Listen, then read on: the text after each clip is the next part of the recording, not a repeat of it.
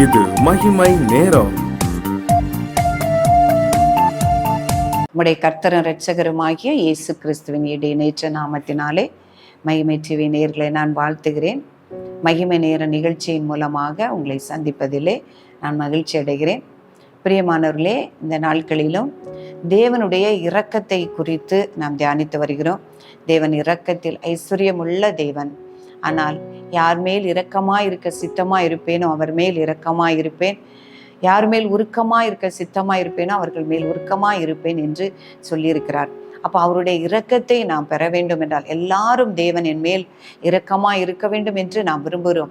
அவருடைய இரக்கத்தை பெற வேண்டும் என்றால் கர்த்தர் என்ன சொல்லியிருக்கிறார் என்பதை வேதத்தில் இருந்து நாம் தியானித்து கொண்டிருக்கிறோம். நம்முடைய பாவங்களை மறைக்காமல் அறிக்கையிட்டால் அவருடைய இரக்கத்தை பெற முடியும். நாம் பிறரிடத்தில் இரக்கம் உள்ளவர்களாய் இரக்கம் பாராட்டினால் தேவனுடைய இரக்கத்தை பெற முடியும். கர்த்தருக்கு பயந்து நடக்கும் பொழுது நாம் தேவனுடைய இரக்கத்தை பெற முடியும் என்று நாம் தியானித்தோம். இந்த நாளிலும் மல்கியா 1ஆம் அதிகாரம் 9ஆம் வசனம், இப்போதும் தேவனுடைய சமூகத்தை நோக்கி கெஞ்சுங்கள், அப்போது நம்மேல் இறங்குவார். பிரியமானவர்களே, நாம் அவரிடத்துல அவருடைய இரக்கத்தை பெற வேண்டும் என்றால், அவர் நம்மேல் கோபமாய் இருக்கும் பொழுது அல்லது நாம் பாவம் செய்திருக்கும் பொழுது அவருடைய இரக்கத்தை பெற வேண்டும் என்றால் நாம் கெஞ்சி மன்றாட வேண்டும் என்று எழுதியிருக்கிற வேதத்திலே அநேக காரியங்களை நாம் பார்க்க முடியும். பாவம் செய்து தேவருடைய கோபாக்கினையோ தண்டனையோ வரும் பொழுது அவரிடத்துல கெஞ்சி அவருடைய இரக்கத்தை பெற்றுக்கொண்டவர்கள் அநேகர். கெஞ்சி மன்றாடி அவருடைய இரக்கத்தை பெற்றுக்கொண்டவர்கள் அநேகர். இந்த நாட்களிலும் நமக்கு ஒரு துன்பமோ ஒரு வேதனையோ அல்லது ஒரு பாடுகளோ ஒரு நோயோ வரும் பொழுது தேவனிடத்துல இரக்கத்தை மாத்திரம் நாம் கெஞ்சுகிறோம். தேவனிடத்திலே இரக்கத்தை கேட்கிறோம். பாவங்களை அறிக்கையிடாதபடிக்கு நாம் இரக்கத்தை கெஞ்சுகிறோம். ஆண்டவருடைய பாவங்களை அறிக்கையிட, நீ மற்றவர்களுக்கு இறங்கு, என்னிடத்திலே கெஞ்சி மன்றாடும் பொழுது தேவன் நமக்கு இரக்கம் செய்கிறவராய் இருக்கிறார். இப்போ இந்த வேதத்துல நம்ம பார்க்கும் பொழுது மோசேயுடைய நாட்களில் அவருடைய சகோதரியான மிரியாம் என்ன செய்யறாங்க அப்படின்னா, கர்த்தர் மோசேனிடத்துல மாத்திரம்தான் பேசுவாரோ என்னிடத்துல பேச மாட்டாரோ என்று மோசேக்கு எதிராக சொல்லும் பொழுது கர்த்தர் மிரியாமின் மேல் கோபப்படுகிறார். அவருக்கு ஒரு தண்டனையும் கொடுக்கிறார். ஏன்னா மோசே கர்த்தருக்கு பிரியமான ஒரு மனுஷன், அவர் ஒரு சாந்த குணமுள்ள மனுஷன் என்று எழுதியிருக்கிறது. பூமியில் உள்ள சகல மனுஷரிலும் மிகவும் சாந்த குண மனுஷன். அவரிடத்துல தேவன் முகமுகமாய் பேசுகிறவராய் இருக்கிறார். அதனால மிரியாம் மேல கோபப்பட்டு உடனே அவளுக்கு ஒரு தண்டனை கொடுக்கிறது. அவள் குஷ்டரோகியாக மாறுகிறார் என்று நாம் பார்க்கிறோம். உடனே மோசே என்ன செய்கிறார்? அவருடைய மன்னித்து, எனக்கு விரோதமாய் நீ பேசினார்கள், கர்த்தருடைய தண்டனை உனக்கு வந்தது என்று இராமல் தேவனுடைய இரக்கத்திற்காக அவன் கெஞ்சி மன்றாடினான் என்று எழுதியிருக்கிறது. தன்னுடைய சகோதரிக்காக அவன் கெஞ்சி மன்றாடும் பொழுது ஆண்டவர் என்ன சொல்றாரு? அவருடைய கோபத்தை விட்டு நீங்கி அவருடைய குஷ்டரோகம் அவன் நீங்கினது என்று பார்க்கிறோம். அவருடைய கோபம் வரும் பொழுது அவருடைய தண்டனைக்கு நாம் ஆளாகாதபடி தப்பித்து கொள்ள வேண்டும் என்றால் தேவனுடைய பாதத்தில் விழுந்து நாம் கெஞ்சி மன்றாட வேண்டும். நம்முடைய வாழ்க்கையிலும் அவருடைய தண்டனை, அவருடைய கோபம், நம் பாவம் செய்யும் பொழுது நம்முடைய நோயோ அல்லது நம்முடைய வாழ்க்கையிலே நஷ்டங்களோ பாடுகளோ உபத்திரவங்களோ வரும் பொழுது நாம் என்ன செய்ய வேண்டும்? அவரிடத்துல கெஞ்சி மன்றாட வேண்டும். ஆண்டவரே, எங்களுடைய குற்றங்களை பாவங்களை மன்னியும் என்று அவரிடத்துல கெஞ்சி மன்றாடும் பொழுது கர்த்தர் உண்மையாகவே இரக்கம் செய்கிறவராய் இருக்கிறார். இன்னும் மோசேயுடைய நாட்களில் நாம் பார்க்கும் பொழுது அந்த இஸ்ரவேல் ஜனங்கள் அவர் சீனாய் மலையிலிருந்து அந்த 10 கற்பனைகளை வாங்கி கொண்டு வரும் பொழுது அவர்கள் என்ன செய்தார்கள்? கன்றுக்குட்டியை செய்து அதை வணங்கி கொண்டிருந்தார்கள். அப்பொழுது ஆண்டவர் சொல்லுகிறாரு, கோபம் அடைந்து, நீ விட்டுவிடு, நான் இவர்களை அழித்து விடுகிறேன், முற்றிலுமாக நான் அழித்து விடுகிறேன், நான் உன்னை பெரிய ஜாதியாக்குவேன் என்று சொல்கிறார். அப்பொழுதும் ஆண்டவர் மோசே தேவனிடத்துல கெஞ்சி மன்றாடுகிறான். ஆண்டவரை, இதற்காகவா நீர் இம்மட்டும் இவர்களை நீர் அழைத்து கொண்டு வந்தீர்? உம்மையை ஆராதிக்கிற பிள்ளைகள் என்று அவரிடத்துல கெஞ்சி மன்றாடும் போது அவர்களுக்கு செய்ய இருந்த தீங்கை செய்யாமல் அவர்கள் மேல் மனஸ்தாபப்பட்டார் என்று பார்க்கிறோம். பிரியமானவர்களை, கர்த்தர் இரக்கமும் உருக்கமும் நீடிய சாந்தமும் மிகுந்த கிருபையும் உள்ள தேவன். நாம் கெஞ்சி பிரார்த்திக்கும் பொழுது நம்மேல் வரக்கூடிய தீங்கு, நம்மேல் வரக்கூடிய தண்டனையில் இருந்து நம்மை தப்புவிப்பார். நித்திய தண்டனையில் இருந்தும் கர்த்தர் நம்மை தப்புவிப்பார். இப்ப தானியேல் 9ஆம் அதிகாரத்துல வாசிக்கும் பொழுது தானியேல் அருமையாக அவர் ஜெபிக்கிறார், ஜனங்களுக்காக ஜெபிக்கிறார். எப்படி ஜெபிக்கிறார் அப்படின்னு சொன்னா, அவர் நியாயப்பிரமாணங்களை எழுதியிருக்கிறபடி உம்முடைய கட்டளைகளையும் கற்பனைகளையும் அவங்க எங்க ஜனங்கள் எல்லாம் மீறி நடந்தாங்க. உம்முடைய நீதியின்படி நீர் அவர்களை தண்டித்தீர். ஆனாலும் அந்த தண்டனைக்குள்ளாக இருந்த மனுஷர்கள் உம்மிடத்துல கெஞ்சி மன்றாடி இருந்தா நீங்க என்ன செஞ்சிருப்பீங்க? அவங்களுடைய தண்டனையே குறைச்சிருப்பீங்க. அவர்களை தண்டிக்காம இருந்திருப்பீங்க.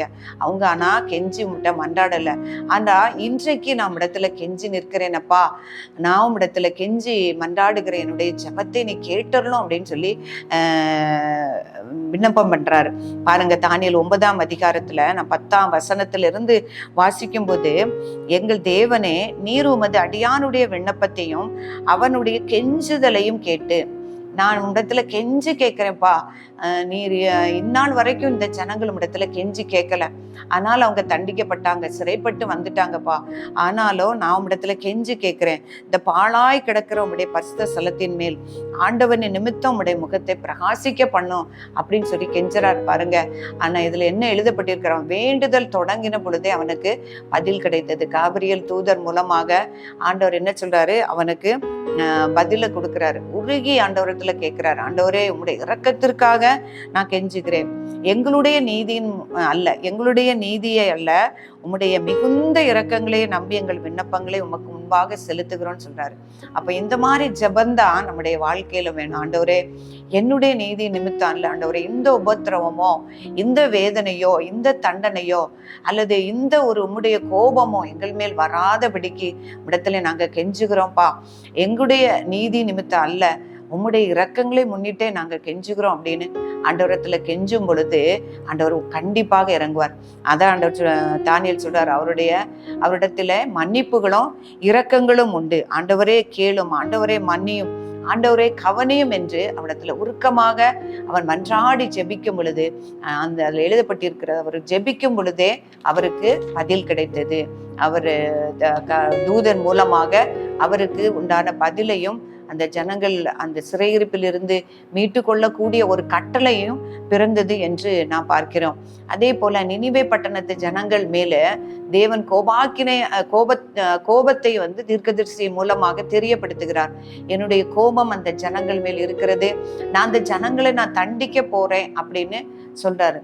அப்போ யோனா தீர்க்கதரிசி சொன்ன உடனே அந்த நினிவே பட்டணத்து ஜனங்கள் எல்லாரும் என்ன செய்தாங்கன்னா, அந்த பாவங்களை அறிக்கையிட்டு உணர்ந்து உபவாசம் பண்ணி ரெட்டு உடுத்தி சாம்பல்ல இருந்து தங்களை தாழ்த்தினார்கள் என்று பார்க்கிறோம். தேவனிடத்துல கெஞ்சி அவங்க எப்படி ஜெபிக்கிறாங்க அப்படின்னு சொன்னா, அவரவர் தன் எல்லா வழியையும் தம் கையில் உள்ள கொடுமையும் விட்டு திரும்பவும் கடவர்கள். எல்லாரும் 40 நாள் சொன்னார். இந்த 40 நாளைக்குள்ள அந்த ஒரு பட்டணம் முழுவதுமே மனம் திரும்பி அவர்கள் மனஸ்தாபப்பட்டு தேவனிடத்துல கெஞ்சுகிறத நான் பார்க்கிறோம்.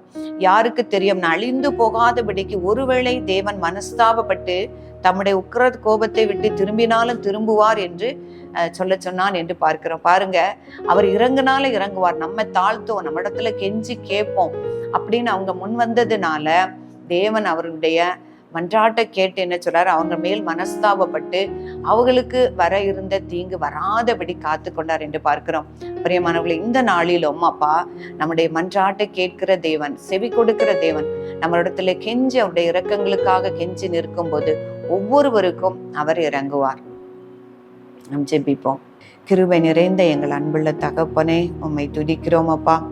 இரக்கம் நிறைந்தவரே, அன்புள்ளவரே, வல்லமை உள்ளவரே, உம்மை துதிக்கிறோம். இந்த நாளிலும் ஆண்டவரே உம்முடைய இரக்கத்தை குறித்து தியானிக்க கர்த்தர் எங்களுக்கு கிருபை செய்தீரே அப்பா. உம்மிடத்திலே கெஞ்சி மன்றாடி உம்முடைய இரக்கத்தை பெற்றுக்கொண்ட காரியங்களை நாங்கள் தியானிக்க கர்த்தர் உதவி செய்தீங்கப்பா.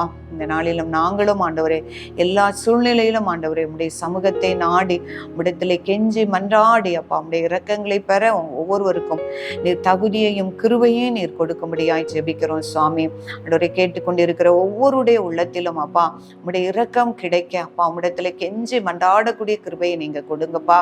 எங்களை தாழ்த்துகிறோம் சுவாமி, உம்முடைய நாமத்தையே உயர்த்துகிறோம். இயேசு கிறிஸ்துவின் நாமத்தில் ஜெபிக்கிறோம் நல்ல பிதாவே, ஆமென்.